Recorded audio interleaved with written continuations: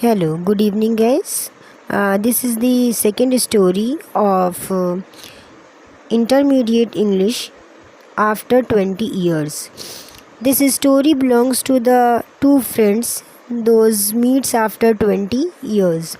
So, it is written by O. Henry.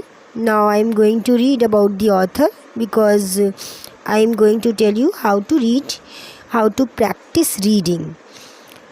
O. Henry was an American short story writer. His real name was William Sidney Porter.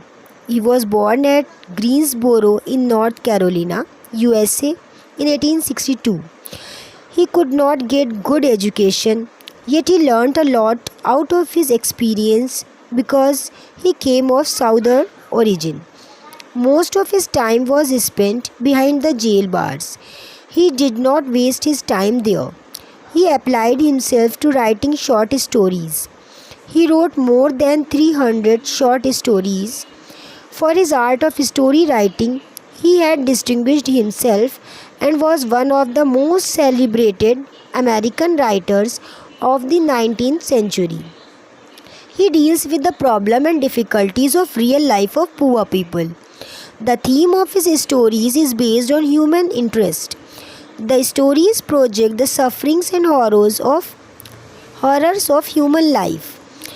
These stories represent the pathos and humor about both.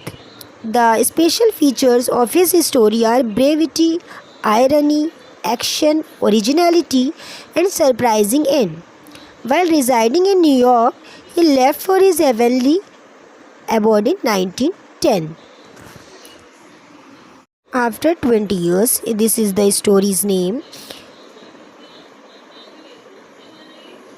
It is written by O. Henry and it is intermediate from the intermediate book. The policeman on the beat moved up the avenue impressively. The impressiveness was habitual and not for show, for spectators were few. The time was barely 10 o'clock at night, but chilly gusts of wind with the taste of rain in them had well nigh de-peopled the streets. Trying doors as he went, twirling his club with many intricate and artful movements, turning now and then to cast his watchful eye down the Pacific thoroughfare. The officer, with his stalwart form and slight swagger, made a fine picture of a guardian of the peace. The vicinity was one that kept early hours. Now and then you might see the light of cigar store of an all-night lunch counter, but the majority of the doors belonged to business places that had long since been closed. When about midway of a certain block, the policeman suddenly slowed his walk. In the doorway of a darkened hardware store, a man leaned, with an unlighted cigar in his mouth. As the policeman walked up to him, the man spoke up quite quickly. "It's all right, officer," he said reassuringly. "I am just waiting for a friend. It's an appointment made 20 years ago. Sound a little funny to you, doesn't it? Well, I'll explain if you'd like to make certain it's all right. About that long ago, there used to be a restaurant where this store stands, Big Joe Brady's restaurant. Until 5 years ago," said the policeman. "It was torn down then." The man in the doorway struck a match and lit his cigar. The light showed a pale, square-jawed face with keen eyes and a little white scar near his right eyebrow. His scarf pin was a large diamond, oddly set. "20 years ago tonight," said the man, "I dined here at Big Joe Brady's with Jimmy Wells, my best chum, and the finest chap in the world. He and I were raised here in New York, just like two brothers together. I was 18 and Jimmy was 20. The next morning I was to start for the West to make my fortune. You couldn't have dragged Jimmy out of New York. He thought it was the only place on the earth. Well, we agreed that night that we would meet here again exactly 20 years from the date and time. No matter no matter what our conditions might be or from what distance we might have to come. We figured that in 20 years each of us ought to have our destiny worked out and our fortunes made whatever they were going to be. It sounds pretty interesting, said the policeman. Rather a long time between meets, though it seems to me. Haven't you heard from your friend since you left? Well, yes, for a time we corresponded, said the other. But after a year or two, we lost track of each other. You see, the West is a pretty big proposition, and I kept hustling around over it pretty lively. But I know Jimmy will meet me here if he is alive, for he always was the truest, staunchest old chap in the world. He'll never forget. I came 1,000 miles to stand in this door tonight, and it's worth it if my old partner turns up. The waiting man pulled out a handsome watch, the lids of it set with small diamonds. 3 minutes to 10, he announced. It was exactly 10 o'clock when we parted here at the restaurant door. Did pretty well out in West, didn't you? Asked the policeman. You bet. I hope Jimmy has done half as well. He was a kind of plodder, though good fellow as he was. I've had to compete with some of the sharpest wits a man gets in a groove in New York. It takes the West to put a razor edge on him. The policeman twirled his club and took a step or two. I'll be on my way. Hope your friend comes around all right. Going to call time on him sharp. I should say not, said the other. I'll give him half an hour at least.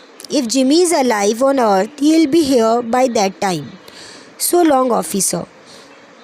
Good night, sir, said the policeman, passing on along his beat, trying doors as he went. There was now a fine cold drizzle falling, and the wind had risen from its uncertain puffs into a steady blow. The few foot passengers astir in that quarter hurried dismally and silently along with coat collars turned high and pocketed hands. And in the door of the hardware store, the man who had come 1,000 miles to fill an appointment, uncertain almost to absurdity with the friend of his youth, smoked his cigar and waited. About 20 minutes he waited, and then a tall man in a long overcoat with collar turned up to his ears hurried across from the opposite side of the street. He went directly to the waiting man. Is that you, Bob? He asked doubtfully. Is that you, Jimmy Wells? Cried the man in the door. Bless my heart, exclaimed the new arrival, grasping both the other's hands with his own. It's Bob, sure as fate. I was certain I'd find you here if you were still in existence. Well. 20 years is a long time. The old restaurant's gone, Bob. I wish it had lasted so we could have had another dinner there. How has the West treated you, old man? Bully. It has given me everything I asked it for. You've changed lots, Jimmy. I never thought you were so tall by 2 or 3 inches. Oh, I grew a bit after I was 20. Doing well in New York, Jimmy. Moderately, I have a position in one of the city departments. Come on, Bob. We'll go around to a place I know of and have a good long talk about old times. The two men started up the street arm in arm. The man from the West, his egotism enlarged by success, was beginning to outline the history of his career. The other, submerged in his overcoat, listened with interest. At the corner stood a drug store brilliant with electric lights. When they came into this glare, each of them turned simultaneously to gaze upon the other's face. The man from the West stopped suddenly and released his arm. You are not Jimmy Wells, he snapped. 20 years is a long time, but not long enough to change a man's nose from a Roman to a pug. It sometimes changes a good man into a bad one, said the tall man. You've been under arrest for 10 minutes, Silky Bob. Chicago thinks you may have dropped over our way and wires us she wants to have a chat with you. Going quietly, are you? That's sensible. Now, before we go on to the station, here's a note I was asked to hand you. You may read it here at the window. It's from Patrolman Wells. The man from the west unfolded the little piece of a paper handed to him.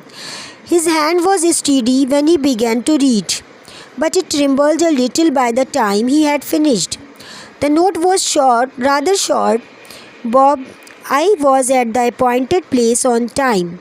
When you struck the match to light your cigar, I saw it was the face of the man wanted in Chicago.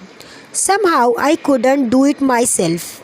So I went around and got a plain-clothed man to do the job. Jimmy. In this way, the story of two friends when they met after 20 years completed. Thank you.